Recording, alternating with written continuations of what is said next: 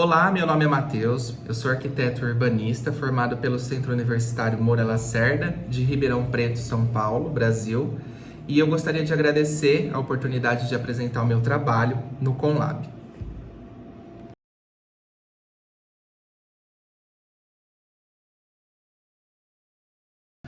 O nome do meu trabalho é Ocupações Noturnas, Existências e Resistências no Centro de Ribeirão Preto, São Paulo, Brasil, e ele foi orientado pela professora Vera Blatt. Minha pesquisa se passa na cidade de Ribeirão Preto, cidade do interior do estado de São Paulo com 720 mil habitantes, que fica no Brasil. A cidade de Ribeirão Preto, apesar de ter sido fundada em 1856, começa a experimentar um crescimento somente a partir da década de 20, quando a cultura do café chega até o interior do estado e começa a provocar um crescimento populacional, trazendo muitos imigrantes e provocando essa interação entre imigrantes e nativos que já moravam aqui. Com o auge da economia cafeeira, a elite passa a ocupar os principais espaços da cidade, e principalmente a região central. A vida noturna começa a se revelar e começa a despontar através de cabarés e principalmente de grandes construções com influência de arquitetura francesa.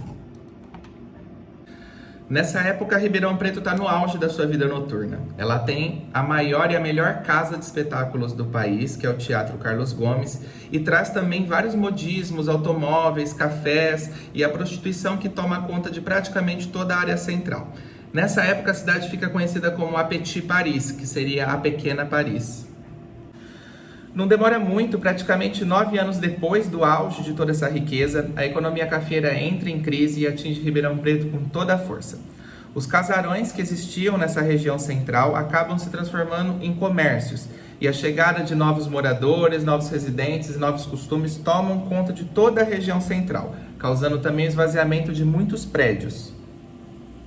Essa reapropriação do espaço continua acontecendo até hoje em alguns casarões que ainda resistem no tempo, mas também nos espaços públicos, onde vários movimentos sociais, vários coletivos acabam ocupando esses espaços para construir uma nova narrativa para a cidade a partir da ocupação, através de manifestações de resistência, manifestações artísticas, e ainda assim um fato interessante é que a prostituição ainda se mantém nessa região central, como acontecia também antigamente.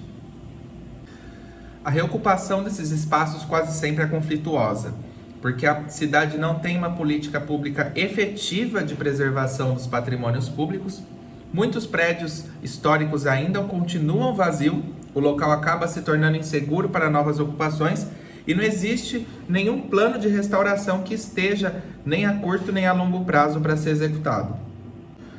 Os resquícios de arquitetura desses tempos áureos ainda permanecem no tecido urbano da região central de Ribeirão Preto, quase sempre em sua maioria descaracterizado por algum tipo de atividade comercial que está sendo exercida no local. Uma cena que se repete em praticamente todas as cidades brasileiras. Quando a gente começa a examinar, a gente percebe que a região central é um mix de várias vulnerabilidades que estão acumuladas. A gente vê uma presença muito grande de pessoas em situação de rua, tem também as profissionais do sexo em situação de extrema vulnerabilidade, uma sensação de insegurança, conflito entre as ocupações existentes no espaço e também muita falta de iluminação por conta da quantidade de prédios vazios. Em meio a toda essa escuridão, a gente vem chamando de faíscas sociais os movimentos que vêm fazendo a ocupação desses espaços, sejam com manifestações artísticas, culturais, teatro ao ar livre ou até mesmo esportes como patins e skate, apropriando esse espaço num nível tanto material quanto simbólico. Quando a gente analisa as experiências em outras cidades e metrópoles como a Grande São Paulo, a gente vê que a luz foi usada em muitos casos para intervenção através de projeção, instigando novos olhares sobre a cidade, novas formas de pensar e se expressando através da luz. Hoje, Ribeirão Preto carece de espaços públicos de qualidade, é uma cidade que acabou de atingir 720 mil habitantes e está em crescimento contínuo e também recebe muitas migrações de toda a região metropolitana, que são as cidades vizinhas de Ribeirão Preto. A nossa intervenção a gente chama de corpo de luz. que ela é uma forma de intervir no espaço para atrair o olhar justamente para essas áreas que estão em situação de vulnerabilidade, modificando essa paisagem através da luz, mas em forma de intervenção temporária.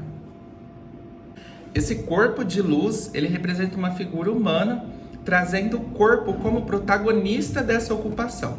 Como premissa desse trabalho, a gente pensa em iluminar a noite sem destruir, animar a noite também respeitando o ritmo biológico de quem mora nessa região, garantir a segurança respeitando sempre as liberdades individuais, intervir nesse período da noite preservando o caráter de mistério que tem com ela, incentivar as formas de ocupações noturnas e evitar qualquer tipo de gentrificação ou exclusão de qualquer pessoa que esteja ocupando essa região antes. A implantação dessa ocupação pode vir em série, com diversas intervenções repetidas, representando exatamente esses corpos, que são sem cor, sem gênero, etnia, orientação, e ela funciona exatamente como um incentivador das ocupações nesses espaços. Quando a gente examina a escala, a gente vê que ele está representando exatamente a escala de uma estatura mediana, por volta de 1,70 m de uma pessoa, e aqui está mostrando também alguns métodos de fixação dela no solo. Aqui a gente já vê mais ou menos a escala dela próximo de um prédio público, de como ficaria, mostrando as estruturas independentes com as representações desses corpos. Aqui mais uma escala de intervenção dela fixada no solo. E aqui o tipo de materialidade usada. Então, a materialidade usada nessas intervenções seria a estrutura em aço, formando o delineado do corpo humano, da forma humana em diversas situações, e preso a uma mangueira de LED neon flexível. E preso com abraçadeiras de nylon, para ter essa resistência ao tempo. E junto com isso também alguns sensores de presença externos, que vão funcionar como ativadores dessa intervenção. A cada movimento que acontecer, ativa a intervenção no local. Durante o dia, essa intervenção passa praticamente imperceptível, então não é possível ver ela, porque ela vai estar numa estrutura de aço e ela não está acesa. E durante a noite é quando acontece o show de luzes, que também pode ser controlado através de um aplicativo, que é interativo, Por um aplicativo, qualquer pessoa que esteja ali no raio de alcance consegue interagir com essa intervenção e alterar tipo de cor, tipo de efeito.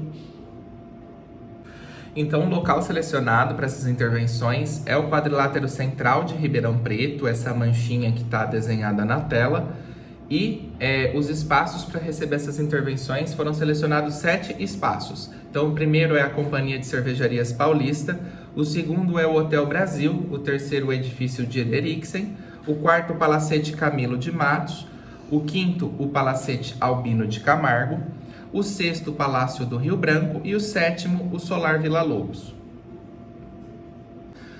Todos os edifícios selecionados para essa intervenção apresentam algum tipo de vulnerabilidade física ou até mesmo abandono ou vazio ou vulnerabilidade social no seu entorno.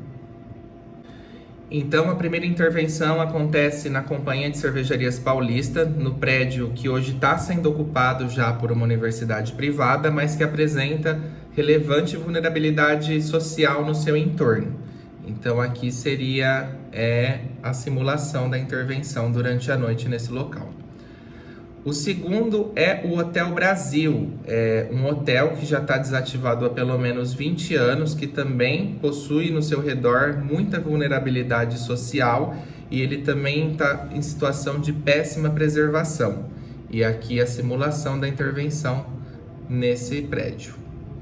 Aqui com algumas outras cores, justamente causando esse efeito para quem está transitando na via. O terceiro é o edifício de Ederiksen, que também está desocupado atualmente. Ele fica na região central de Ribeirão Preto, que é conhecida por Calçadão, que é uma região que é exclusiva para pedestres. E aqui a simulação da sua intervenção. A quarta intervenção fica no Palacete Camilo de Matos, que é um palacete também dos anos 20 e que se encontra em abandono, e a intervenção também ocorreria ali na sua fachada. Aqui uma simulação. Aqui o Palacete Albino de Camargo, que é um palacete também dessa época, mas está numa situação de conservação um pouco ainda pior, né? Resta pouco da estrutura. E aqui a simulação da intervenção de luz nele. O sexto é o Palácio do Rio Branco, que até pouco tempo era ocupado integralmente pela Prefeitura Municipal da cidade, né? Mas que agora também está entrando em processo de esvaziamento e provavelmente mais um prédio que vai ficar em situação de abandono na cidade. E aqui a intervenção ocorrendo na fachada do Palácio do Rio Branco. A sétima intervenção é no Solar Vila Lobos, esse espaço que é considerado a casa mais antiga de pé em Ribeirão Preto. Também está em situação de vulnerabilidade, com problemas de preservação, ainda assim que tombada pelo Conselho Estadual de Preservação do Patrimônio. E aqui a simulação da intervenção no Solar Vila Lobos. As reflexões que a gente pode ter com essa intervenção é que ela é totalmente no campo experimentativo. Então a gente não tem como prever exatamente qual é o tipo de reação ou qual é o tipo de resultado que ela vai causar nos espaços onde ela acontecer. O que a gente sabe é que ela vai, de alguma forma, provocar esse sentimento de pertencimento ao coletivo. Ela vai instigar as pessoas na questão da presença.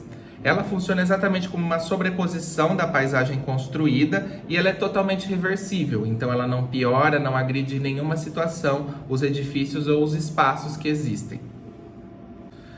Essa intervenção funciona exatamente como um convite a novas ocupações. Esse desenho da forma humana, ele leva as pessoas exatamente à reflexão lá nos sentimentos de pertencimento e presença em relação ao espaço da cidade. Então ela acaba causando meio que um resgate quase que nostálgico das ocupações que esses espaços receberam em outros tempos. A principal função dessa intervenção é provocar e colocar as pessoas que utilizam esses espaços em seu cotidiano a pensar acerca de preservação e dominação dos espaços na história de Ribeirão Preto. Aqui algumas imagens da maquete física que a gente desenvolveu para esse trabalho. Aqui também a volumetria da região central. E é isso, pessoal.